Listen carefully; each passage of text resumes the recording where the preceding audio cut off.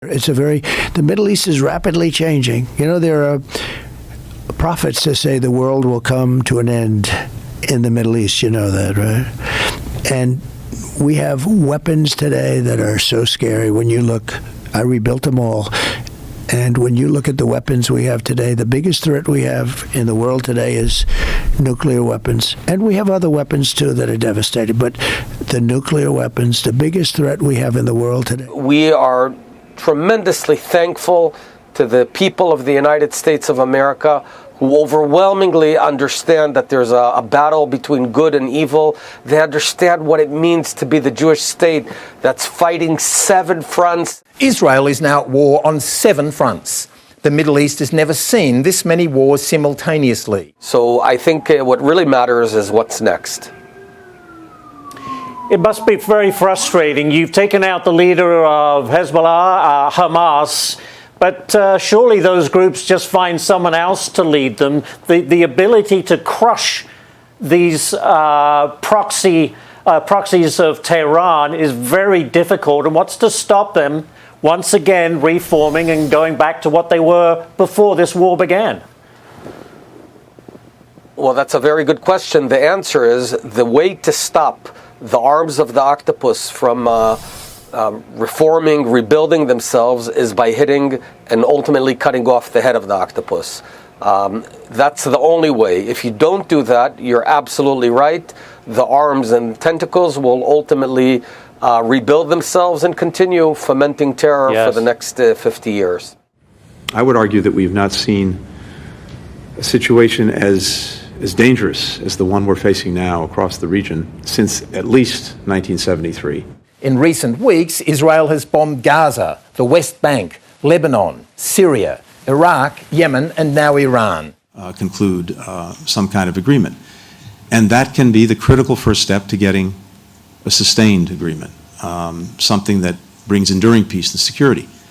Now, the other part of this, as I said just a moment ago, is the importance, and I think even the urgency, of making sure that we have a plan for what follows. They want peace. That's right. Meantime, Kamala Harris agreeing with an anti-Israel protester today. This made a lot of waves. Listen closely what she says at the very end here. Billions of dollars, 2,000 people dead, 19,000 children are dead. 19,000 children are dead. You won't call them. I love you. So, listen, what he's talking about, it's real. Israel's attack was in retaliation for Iran's missile attack on Israel 3 weeks ago, which in turn was in retaliation for Israel's attack on the Iranian consulate in Syria. So will Iran now yet again retaliate? Having recently been to both Iran and Israel, it's clear to me that neither country wants a full-scale war. Israel would probably win, but both sides would suffer enormously. Until now, it's been Iran's proxies, Hezbollah, the Houthis and Hamas, engaging Israel.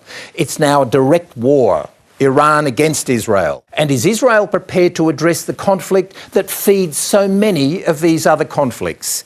Its 57-year-old military occupation of the Palestinians. And what's happening in Israel is neither of those two things. Yeah. Okay, since the 1940s, the Palestinian population in Gaza, the West Bank, and Israel has gone from 500,000 to 5 million. The civilian to combatant death ratio has been 1.8 to 1, and a typical war is like 10 to 1, despite the fact that Hamas hides behind the civilian population. By sitting down with popular podcast host Joe Rogan for a 3-hour interview and calling out his rival for dodging the real issues and chickening out on Rogan. He didn't hold back. Can you imagine Kamala doing this show? I could imagine her doing this show. She'd be laying on the floor. She was supposed to do it, and she might still do it, and I hope she does. She's not going to do it. I will talk to her like a human being. I will try to have a conversation with her. If she did this kind of an interview with you, I hope she does, because it would be a mess. She'd be laying on the floor comatose. You'd be saying, call in the medics. Trump also landing more blows on the vice president. Kamala's a very low IQ person. They don't respect her. They're dreaming about her because she's incompetent. She's not a smart person. Look, she can't put 2 sentences together. She's not a smart person. She lied about McDonald's. You cannot be voting for Kamala. Kamala, you're not a Kamala person. I know you. Remember, Rogan's got 15 million people on Spotify and something like 17, 18 million on YouTube. This is gold, and podcasts, as of right now, will be the future in politics. What is next? What are the prospects of some sort of ceasefire in the near future? Well, Israel seeks quiet and security in the region. We want peace, but in order to achieve peace, we have to neutralize the source of war and the source of terror, and that's the Islamic Republic of Iran. It's sort of the head of the octopus of terror in the entire Middle East. Where we stand right now is that Israel has severely weakened the arms of the octopus, Hezbollah and Hamas. We've also rendered Iran's ability to defend itself. We've diminished their ability to defend themselves, and now it's time to hit the head of the octopus, the nuclear program and the regime itself. You actually said that same thing on October 2nd following the ballistic missile attack on Israel. You said Iran had made a terrible mistake and that Israel had its greatest opportunity in 50 years to change the face of the Middle East. That was October 2nd. Have you lost that opportunity? I don't think so. I think ultimately we should look at this in a whole perspective, and what matters is what we do next. Do we just let go of Iran and let them replenish themselves and fix their air defenses and then beginning rearming the whole octopus in Lebanon and Gaza?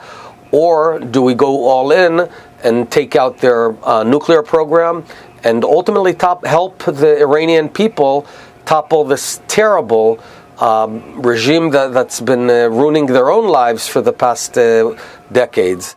We're fighting 7 fronts of radical Islamic terror, which we well know that if it doesn't stop in the Middle East, it'll ultimately hit the shores of the United States of America, as we've seen in 9/11 and other cases. So we are not asking America to fight our wars. We're not asking America to go out to war for us. It's actually quite the opposite.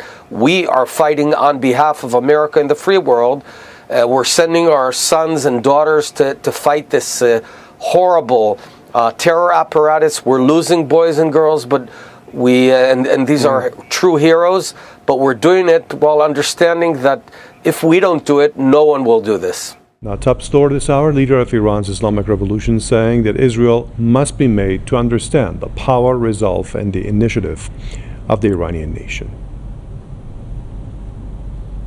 بایستی خطای محاسباتی رژیم صهیونیستی باید به هم بخوره. اینا دچار خطای محاسباتی هم نسبت به ایران.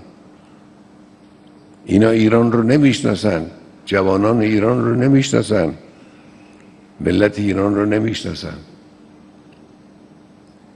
قدرت و توانایی و ابتکار و اراده ملت ایران رو هنوز درست نتوانستن بفهمن.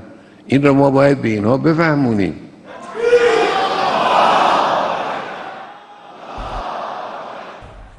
He was speaking after the Israeli regime's military aggression against Iran. The leader said that the evil act must be neither magnified nor downplayed. Ayatollah Khamenei also said that Israel is committing the most savage war crimes in Gaza and Lebanon. He expressed regret over international inaction regarding the regime and called for a diplomatic, economic, and even a military coalition against it.